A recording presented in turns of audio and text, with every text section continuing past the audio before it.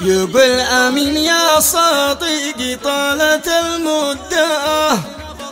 مكنتني اصبر اصبر قد نفض صبري، مش هكذا الناس تفعل ساعة الشدة، بتقلب اسمك صالح قهري على قهري، ضحيت لأجلك وشاركتك بدون عهده، وفي الآخر جبت لي عذري ولا عذري، صبري نافذ يا ابني مهرس قد وصل حده،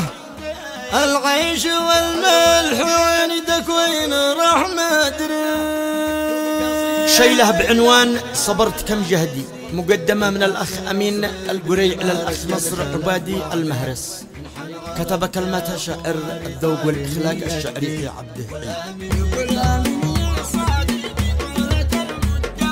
يقول آمين يا صديقي طالت المدة،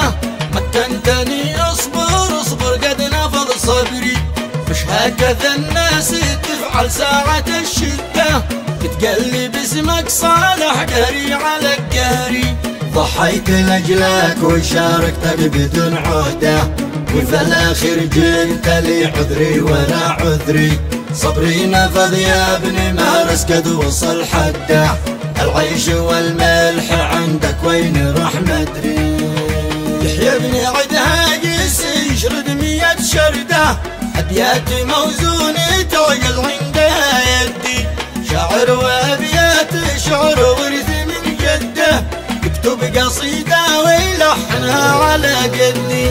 الأخ نصر ابن مهرس قد خلف وعده، من حي عرفته ضماري طار من يدي، والآن جيت أطلب حقي في البردة، وكل ما جيت لا ألزم مع حد. تحسب أخي لي في ساعة الشدة، لكن خسارة ويا وكل عليك ربي، خسرت ربعي علشانك في العودة، وانت لي هكذا يا شيخ تفعل بي، جيت أطلبك حقي لو شي قمت في رده، والله ما كنت أظن إنك عتلعب بي، الجيد يا نصر ما عمري خلف وعده، وفي بوعده وقولي قولي مش كذبي، وأنت مكنتني رقده ورا رقده، 4 سنين بين طالب يا بشر حقي، كنت أحسب الربح يوصل من وسط يده، لكن طلعنا خسارة 0 من شرقي، ما حد في الوقت يا دنيا وفى عهده، ونعم بمن أعرفه وقت الهجوم شقي، والشكر لابن الرزام ذي فعل جهده، نشهد انه رزا حضار في حربه،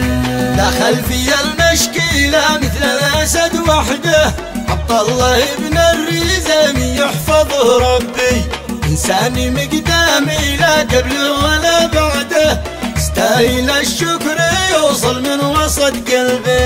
إنسان مقدامي لا قبله ولا بعده، يستاهل الشكر يوصل من وسط قلبي، والختم صليت طلع قسين هدا، تخشى محمد رسول ذي سكن قلبي.